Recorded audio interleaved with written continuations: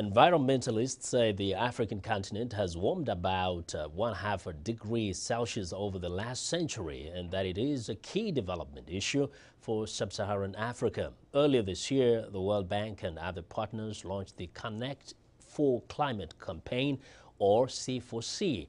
VOA's Paul Diho recently talked to Teddy Rouge, one of the creators behind this unique social media outreach. Connect4Climate is a campaign, a competition, and a community of people that care about climate change. We've concentrated specifically on engaging African youth in this conversation on climate change, specifically because COP17 is going to be in Durban this year.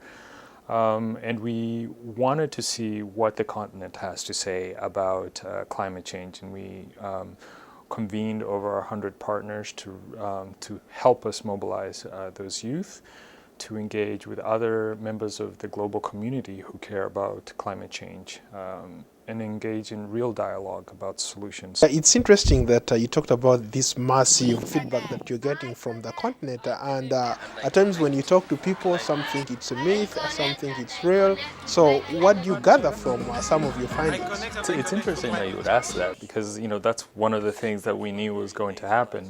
One of the very first questions I think I remember asking on our Facebook page was whether or not whether or not people thought climate change was a myth. And it's kind of balanced halfway. It's like some people think it's a myth, other ones are rooted in the science of climate change. What has surprised me is the quality of photography and the sheer number. Because when we did start, some people were doubting that we would even get 10 or even 20. But when we reached out and we started seeing the submissions coming in, when we crossed 100, we were like, wow. When we crossed 200, we were like, wow. And it was interesting to see what kind of thread was running through these submissions. And a lot of them had to do with access to energy, access to water.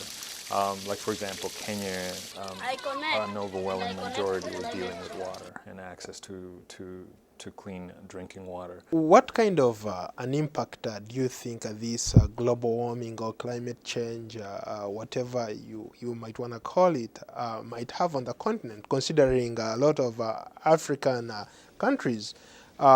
Most of the people there are subsistence farmers or commercial farmers, and most of these countries are agricultural economies.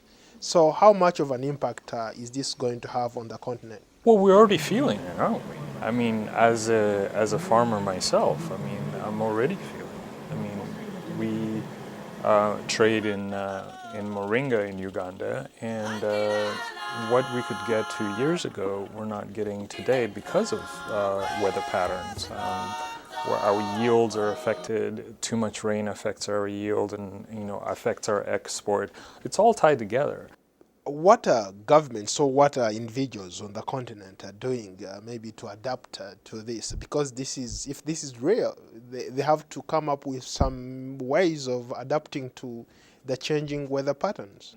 For individuals, we kind of need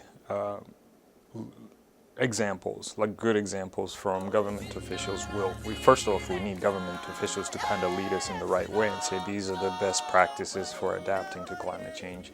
Avoid this, but take up these practices. We need better education in terms of access, because a lake might be drying up, we might not know why.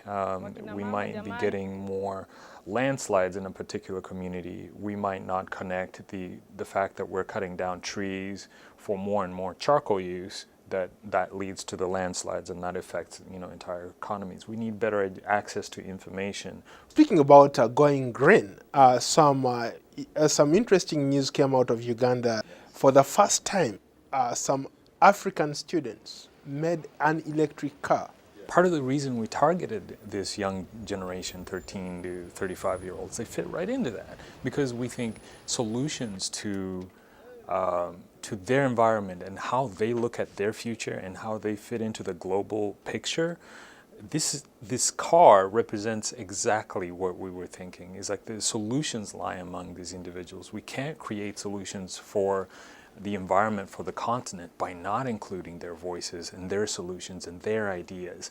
And I think it's really telling of the ingenuity that can come out of this generation when it's empowered. Now imagine if we had this investment program specifically targeted at these kinds of high-level solutions. That car is not something you would think that would come out of Uganda.